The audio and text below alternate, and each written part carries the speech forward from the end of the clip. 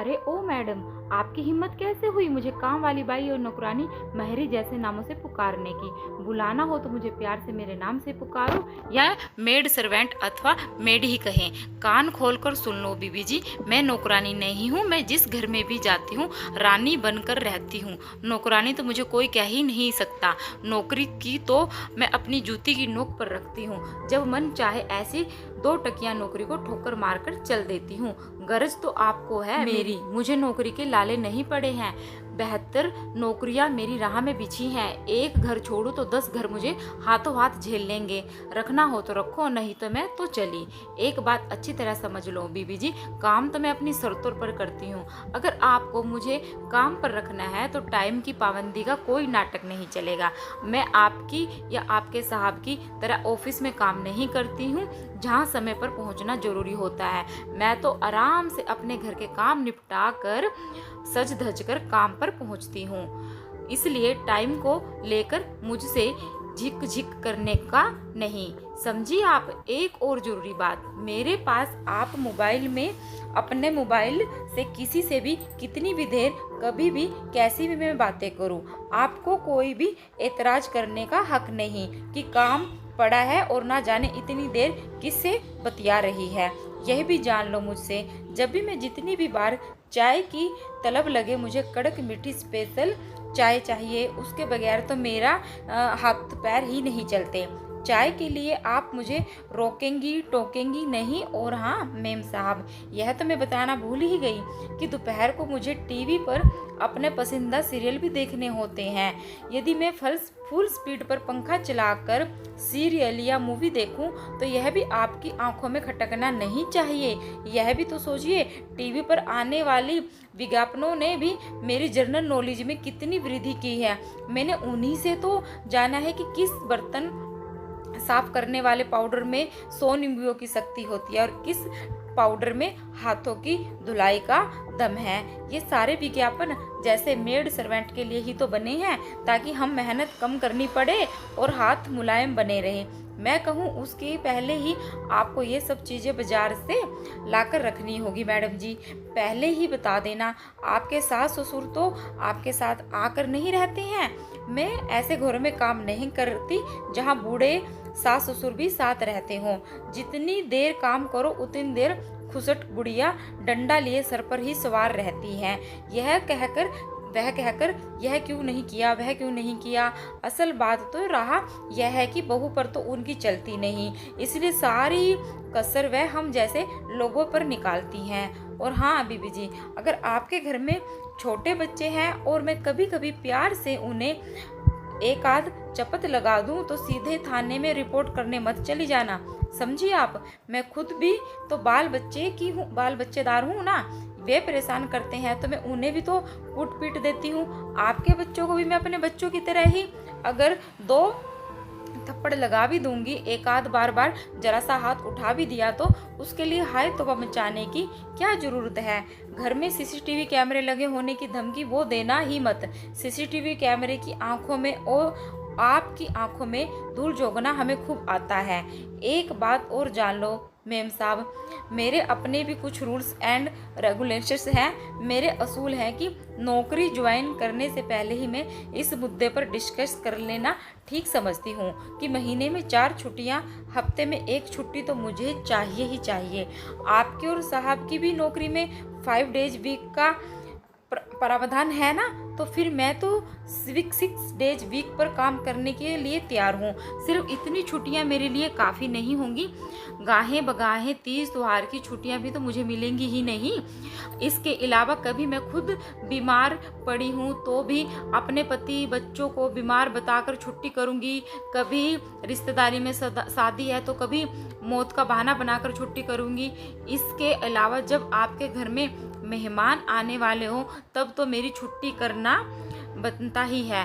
बहानों की कोई कमी नहीं है मेरे पास। आपको हो तो छुट्टी करने के 101 बहानों पर किताब लिख दूं, पर क्या करूं बीबी जी, आपकी तरह पढ़ी लिखी तो हूँ नहीं, पर पढ़ी लिखों की भी कान कतरती हूँ। बीबी जी अब एडवांस लेने के बारे में बात कर लेते हैं तो अच्छा रहेगा। एडवांस लेने की भी 101 बहाने हैं मेरे पास।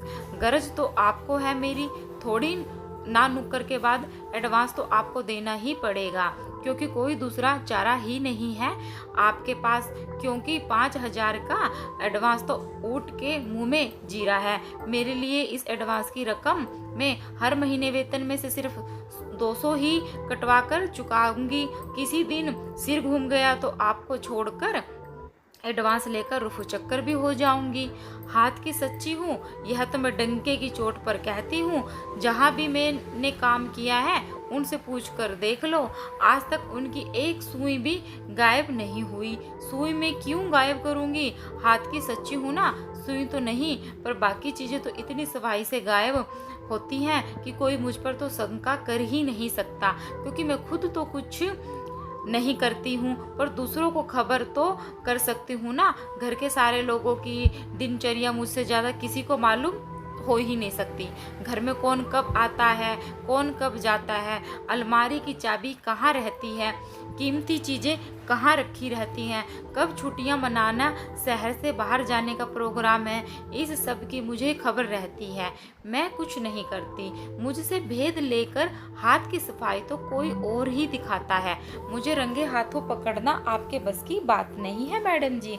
अब थोड़ी पर्सनल बातें भी हो जाए, थोड़ी रोमांटिक बात भी है। यह वह क्या है कि आपके साहब यहाँ जवान हो रहे हैं। साहबजादे को रिझाने के लिए भी 101 तरीके हैं मेरे पास। अब झाड़ू पोछा करते समय मेरी साड़ी पिंडलियों से ऊपर हो जाए और वहाँ तो होगी ही, आपके दिए लॉकेट ब्लाउज के अंदर उनकी निगाहें फिसल फिसल कर जाए, उन्हें कुछ कुछ होने लग जाए तो आप मुझे कोई दोष ना देना। यह लॉकेट ब्लाउज तो आपने ही दिया था ना। फिर उसके बाद साहब मौका देखकर किसी ना किसी बहाने से आपके नौजवान साहबजादे कॉलेज के पीरियड गोल के वक्त बेवक्त घर आने लग जाए तो इसमें मेरी क्या गलती है? साहब ज़्यादा आपसे छिपा कर थोड़ी बहुत बख्शीश मुझे दे तो आपको क्या एतराज़ नहीं होना चाहिए? वैसे ऐसी बातों की मैं आपको कानों कान खबर होने नहीं दूंगी। तब भी बीबी जी एक मज़ेदार बात तो आपको मालूम ही नहीं है। आप तो सपने में भी सोच नहीं सकती कि आप लोगों के घरों में काम करने वाली हमारे जैसी मेड सर्वेंट जब आपसे मिलती हैं तो कैसी कैसी बातें करती हैं। आप सुनोगी तो हंसोगी या फिर गुस्सा करोगे कि हमारी बातचीत का मेन टॉपिक, हमारा टारगेट तो बस आप लोग ही रहती हैं। सबने अपनी अपनी मालकिन के, उनके रंग के, रूप के और स्वभाव के अनुसार कई मज़ेदार निकनेम रखे हैं। किसी के मालकिन उसकी नज़र में काली, किसी की मोटी, किसी की भैंस, तो कोई अजगर की तरह सारा दिन बिस्तर पर अलसाई पड़ी रहती है। किसी की मालकिन बिल्ली की तरह चटोरी है तो कोई फैशन कर दिन भर मेंढकी की तरह फुदकती रहती है। कोई बूढ़ी घोड़ी लाल गुलाम है तो कोई जासूस करमचंद की तरह जासूसी करती है। अरे बीबी जी, हमने तो आप लोगों को ऐसे ऐसे नाम रखे हैं, आपकी ऐसी ऐसी मिमिक्री हम करते हैं, ऐसी ऐसी नकल उतारते हैं, आप सुन लो तो चुल्लू भर पानी में डूब मरे। किसी दिन हम छुट्टी कर दे तो घर के काम करने में कैसे आपको नानी याद आती है, इसकी एक्टिंग करके करते हम लोटपोट हो जाती हैं। हमारे मन का गुबार या पेट का अफरा कई तरह से निकलता है। कॉलोनी में किसी के घर क्यों चल रहा है, किसके घर का क्या साथ चक्कर है, कौन किसके साथ रंगे हाथ पकड़ी गई है, किसी के घर में तीसरी औरत या किसी के घर में तीसरा मर्द लेकर पत्नी में कुत्तों की तरह लड़ाई छिड़ी रहती है। इन झूठी सच्ची खबरों की तिल का ताड़ बनाकर अपनी तरफ से ढेरों नमक मिर्च लगाकर हम अपना तो मनोरंजन करते ही हैं, फिर भी यह खबरें हमारे मुखराबिंद से घर घर जाकर मालकिन के सामने भी ब्रॉडकास्ट हो जाती है। सिवा उनके खुद के घर की खबरों के हमारे यहाँ न्यूज़ चैनल बहुत लोकप्रिय है। आप मालकिन को ब्लैकमेल करना भी मुझे बहुत आता है। त्योहारों पर इनाम और दिवाली पर तो 1 महीने का वेतन बोनस में धरा ही लेती हूँ। हर नए साल पर वेतन बढ़वा लेना भी मुझे खूब आता है। इसके अलावा उनके किसी पड़ोसी ने अपनी मेड सर्वेंट को क्या दिया है, इसकी खबर भी बढ़ा चढ़ाकर सुनाकर अपनी मालकिन को ब्लैकमेल करने में पीछे नहीं रहती हूँ, ताकि वे उससे भी बढ़ कर मुझे कपड़े, बर्तन, खाने पीने का सामान लौटाने में पीछे ना रह जाए। अंत में स्पष्ट कर दूं, चाहे तो इसे धमकी भी समझ सकती हैं। इस घरेलू काम वाली मेड सर्वेंट ने अपनी यूनियन भी बना रखी है, जिसकी मैं अध्यक्ष हूँ। हम सबकी मंथली मीटिंग रहती है, जिसमें हम अपने वेतन, छुट्टियों को, काम के घंटों को आदि पर कंट्रोल रखती हैं। मांगे पूरी ना होने पर हड़ताल करना हमारा जन्मसिद्ध अधिकार है। शिकायत लेकर थाने कचहरी जाना भी हमें कोई डर नहीं है, क्योंकि अंत जीत तो हमारी ही है होनी है। कानून तो हमेशा, चाहे कोई भी दोषी हो। ससुराल विरुद्ध बहू के केस में बहू का मकान मालिक विरुद्ध किराएदार में किराएदार का पक्ष लेता है, इसलिए मालकिन विरुद्ध नौकरानी में नौकरानी का ही पक्ष लेगा। इसका हमें पूर्ण विश्वास है। हम सर्वव्यापी हैं, सर्वशक्तिमान हैं। आपको काम पर रखना हो तो रखो, नहीं तो ठीक है। बाय बाय मेहन साहब, जैसा आपको सही लगे आप वैसे कर लो। मैंने ये सब